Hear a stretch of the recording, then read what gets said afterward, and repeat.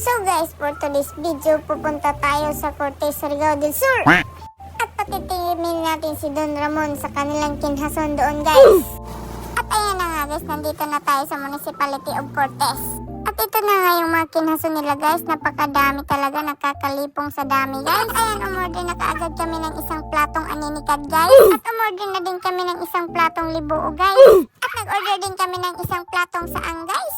Tara at magmukbang na tayo guys. Excited na si Don Ramon. Nagdalangan pala kami ng suka na maraming sili at bahaw guys. Wow. At dito nga pala ito matatagpuan sa kilid ng karsada ng Balibadon, Cortes, Surigao del Sur guys. 100 lang yung plato ng mga kinhason nila dito guys. Marami kang pwedeng pagpilian dito guys. At ayan guys, napasarap nga yung kain namin. Nabiting kami yung bahaw kasi namin konti lang yung nadala.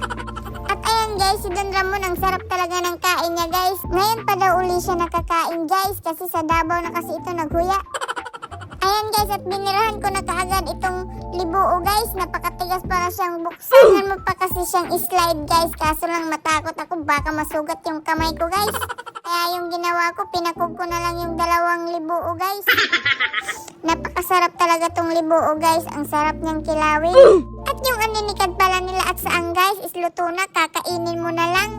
Kung gusto mong magkilaw guys, yung libuo pwede nating kilawin guys. Lagyan lang ng suka, napakasarap. Wow. Meron din silang saang na hilaw pa guys. Buhay pa yung saang guys, pwede mong kilawin. At kung gusto mo ring adobuhin at magsabaw guys, marami kang pagpilian ng mga kinhason. At ayan na nga guys, napakasarap talaga ng kain ng mga taga Davao guys. Natagaw sila, ayan si Bonjing, si MJ at si General Herbs guys. At ayan si Don Ramon guys, nagpalaway siya sa kanyang saang guys. Puntahan nyo na dito guys at try nyo na din, magsaang mukbang na din kayo guys.